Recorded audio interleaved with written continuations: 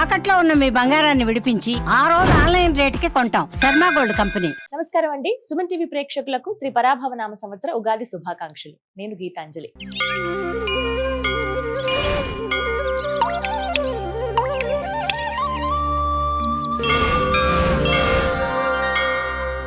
మరి ఈ సంవత్సరం ద్వాదశ రాసుల ఫలితాలు ఏ విధంగా ఉన్నాయో తెలుసుకుందాం.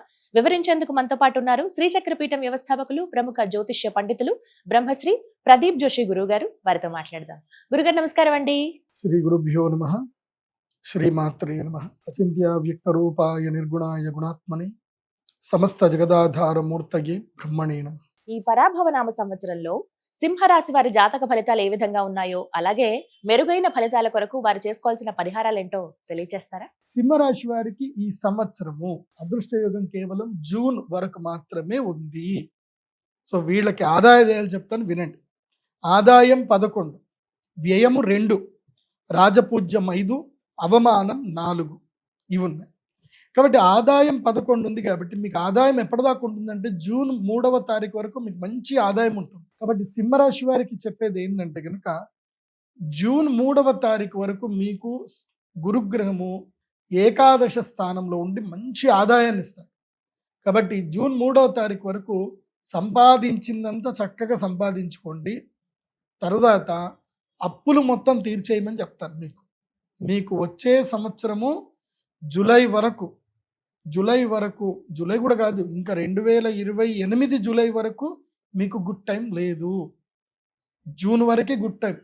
ఆ తర్వాత మళ్ళీ 2 సంవత్సరాల వరకు గుడ్ టైం లేదు. శని కూడా మీకు ఎక్కడున్నాడు? అష్టమ శని ఉన్నాడు మీకు.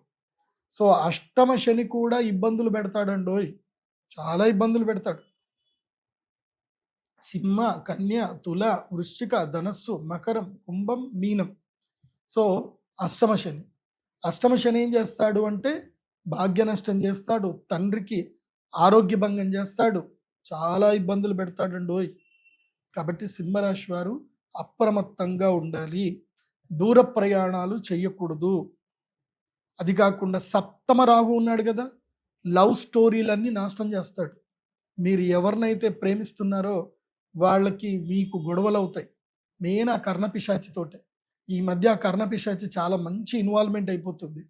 మీరు ఎవరికి ఫోన్ చేసినా, ఎవరో మీకు మెసేజ్లు పెట్టినా, అది అసలు ఒకప్పుడు విడిపోవడానికి ఆస్కారానికి దేవుడు ఎవరినో మనుషులు పంపించేవాడు శనిగ్రహం. ఇప్పుడు అట్లా లేదు. కర్ణపిశాచాలు మిమ్మల్ని విడగొట్టడానికి, మీకు బ్రేకప్ చేయించడానికి. కాబట్టి బంధు సౌఖ్యం ఉండదు, కళత్ర సౌఖ్యం నష్టం ఉంటుంది, కళత్ర నష్టం ఉంటుంది. భార్యాభర్తలు విడిపోతారు, కోట్ల చుట్టూ తిరగాల్సి వస్తుంది. సో అష్టమ శని ఇబ్బంది పెడతాడు. కాబట్టి సింహరాశి వారికి ఈ సంవత్సరము కష్టాలు విపరీతంగా ఉంటాయి. కాబట్టి జూన్ వరకు ఏదైనా సెట్ చేసుకోండి. జూన్ తర్వాత ఒక నియమం పెట్టుకోండి. ఏంటంటే తెలీదు, గుర్తులేదు, మర్చిపోయా.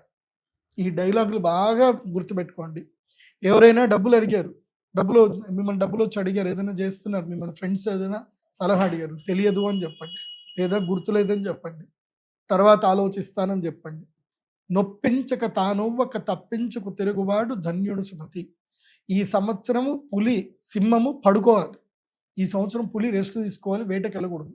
వేటకు వెళితే ఏదైతే నక్కల సమూహం ఉంటుంది కదా, తోడేళ్ల సమూహం చేత సింహము కూడా దెబ్బతింటుంది. కాబట్టి సింహము ఈ సంవత్సరం ఎంత సైలెంట్గా ఉంటే అంత మంచిది. ఈ సంవత్సరం సింహం గర్జించేది లేదు.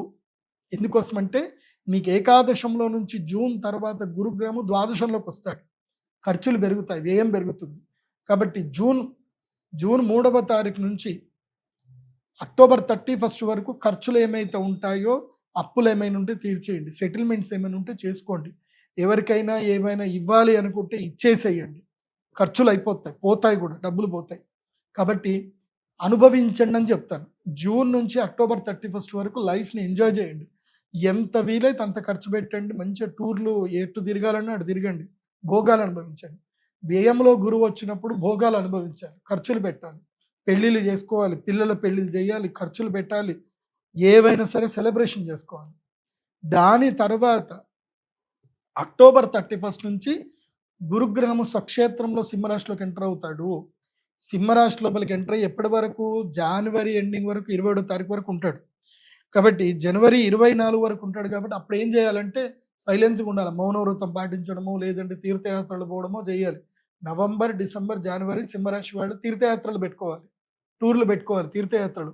అది కూడా సింగిల్గా పోతేనే మంచిది. భార్య పిల్లలతో వెళ్ళకూడదు. సింగిల్గానే టూర్లు కొట్టాలి, బిజినెస్ టూర్లు కొట్టాలి, రీసెర్చ్ చేయాలి, వీలైతే చైనా పోవాలి, మంచిగా టూర్లు కొట్టుకొని అన్నీ చూసుకోండి, బాగుంటుంది. తర్వాత మళ్ళీ జనవరి నుంచి ఏమవుతుంది, గురుడు మళ్ళీ ద్వాదశ స్థానానికి వెళ్ళిపోతాడు. ఫిబ్రవరి, మార్చ్, ఏప్రిల్, మే, జూన్, జూలై ద్వాదశంలో ఉంటాడు. మళ్ళీ ఖర్చులు మొదలవుతాయి. సో ఆ టైంలో మళ్ళీ పెళ్ళిళ్ళు, శుభకార్యాలు, ముహూర్తాలు ఏమున్నా చూసుకోవచ్చు. మళ్ళీ 2021 తర్వాత అప్పుడు మళ్ళీ ఉగాది పంచాంగం చెప్తాను. మళ్ళీ అప్పుడు జన్మక్షేత్రంలోకి వస్తాడు, కానీ కొంచెం అప్పుడు రిలాక్సేషన్ ఉంటుంది. గురుగ్రహము అతిచారుడు అయిపోయి మళ్ళీ సింహంలో నుంచి కన్యలకు వస్తాడు కదా, అప్పుడు మీకు లక్ టైం వస్తుంది. అప్పటిదాకా ఓపిక పట్టండి. సో ఇప్పుడు అన్ని కూడా సర్దుకునే ప్రయత్నం చేయండి. దీపం ఉన్నప్పుడు ఇల్లు చక్క పెట్టుకోవాలి. జూన్ 3వ తారీఖు లోపల అన్ని సర్దేసుకొని సెటిల్ చేసుకొని హాయిగా ఫామ్ హౌస్లో రెస్ట్ తీసుకోండి అని చెప్తాను సింహరాశి వారు. కాబట్టి టెన్షన్లు పెట్టుకోవద్దు సింహరాశి వారు. సింహరాశి వారికి నేను మీకు పరిష్కారం చెప్పేది ఏంటంటే, మీకు అదృష్ట యోగము జూన్ వరకే ఉంది కాబట్టి జూన్ లోపలనే శ్రీ మహాలక్ష్మి యాగం చేసుకొని యంత్ర సిద్ధి తీసుకోండి. అంటే అక్షయ తృతీయ మీకు అదృష్ట సిద్ధి సమయం. అప్పుడు అదృష్టాన్ని సిద్ధి చేసుకున్నారా, గురుగ్రహం 2 ఏళ్ళు బాగా లేకపోయినా అమ్మవారి అనుగ్రహంతో అన్నీ సెటిల్ అయిపోతూ ఉంటాయి. రాబోయే విపత్తులు రాకుండా అమ్మవారు కాపాడుతుంది. కాబట్టి అక్షయ తృతీయ రోజున మీరు శ్రీ మహాలక్ష్మి యాగానికి సిద్ధమవ్వండి. డేట్ నోట్ చేసుకోండి. మన శ్రీచక్ర పీఠానికి రండి. అక్షయ తృతీయ రోజు మహాలక్ష్మి యాగం చేసుకోండి. సింహరాశి వారికి అక్షయ తృతీయ రోజు అలౌడ్ ఉంది. మీకు ధనత్రయోదశి అలౌడ్ లేదు. కావాలంటే వచ్చి సేవ చేసుకోండి. ఎందుకోసమంటే ఆ తర్వాత ఇంకా ఇబ్బందులు వస్తాయి కాబట్టి ఇంకా లేదు, ఛాన్స్ లేదు. ఈ అక్షయ తృతీయకే ఛాన్స్. లేదంటే మళ్ళీ వచ్చే సంవత్సరం అక్షయ తృతీయకైనా యాగం చేసుకోండి. ఎందుకోసమంటే వచ్చే సంవత్సరము మీకు గోదావరి పుష్కరాలు ప్రారంభమైన తర్వాత గురుడు మారినప్పుడు మీకు యోగం మళ్ళీ ప్రారంభం అవుతుంది. కాబట్టి అక్షయ తృతీయ రోజు మహాలక్ష్మి యాగం చేసుకుంటే 2 ఏళ్ళు మీకు ప్రొటెక్షన్ కన్ఫర్మ్గా ఉంటుంది. అది కాకుండా మీరు ధరించవలసినటువంటి మాల, మీరు ఏ మాలని ధరించాలి అని అంటే, మీకు ఇటు రాహువు ఇటు శని రెండిటి సమస్య ఉంది కాబట్టి మీరు వారాహి మాలని తప్పకుండా ధరించాలి. వారాహి మాలను సింహరాశి వారు తప్పకుండా మెడలో ధరించాలి. అదేవిధంగా విశేషమైనటువంటి శ్రీమూష్ణం భూవరాహ క్షేత్రం ఉంటుంది. శ్రీమూష్ణం వెళ్ళాలి. ముఖ్యంగా సింహరాశిలో ఉండి వ్యాపారాలు చేసేటువంటి వాళ్ళు శ్రీమూష్ణం వెళ్ళండి. అక్కడ భూవరాహ క్షేత్రాన్ని స్వామివారిని దర్శనం చేసుకోండి. అట్లాగే అక్కడి నుంచి దగ్గరలో అన్నీ ఉంటాయి. ఏవైతే పుణ్యక్షేత్రాలు ఉంటాయో శ్రీరంగం వెళ్ళండి, చిదంబరం వెళ్ళండి, అలా అన్ని దర్శనం చేసుకొని రండి. ఒక 7 days టూర్ పెట్టుకోండి. ఎప్పుడు మన అక్షయ తృతీయ తర్వాత పెట్టుకోండి ఆ టూర్లు. సో గురుడు ఎట్లాగో మారుతాడు కాబట్టి అప్పుడు టూర్లు పెట్టుకుంటే నడుస్తుంది. లేదంటే డిసెంబర్లో ఎట్లాగో తీర్థయాత్రలు చెప్పాను కాబట్టి డిసెంబర్లో అయినా సరే పెట్టుకోండి, బాగుంటుంది.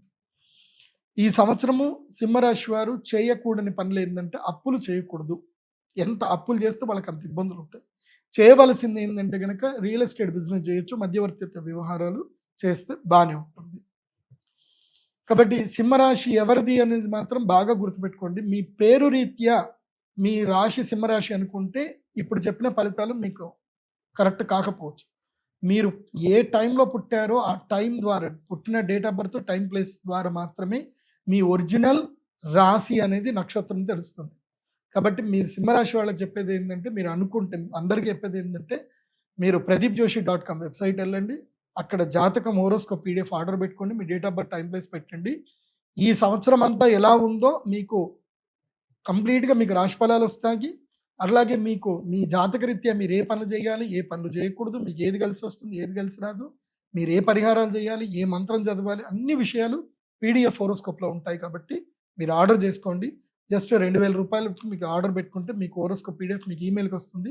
మీకు లైఫ్ టైంకి సరిపడా మీ జాతకం మీ దగ్గర ఉంటుంది. కాబట్టి మొత్తం 500 పేజీలకు పైగా జాతకం వస్తుంది.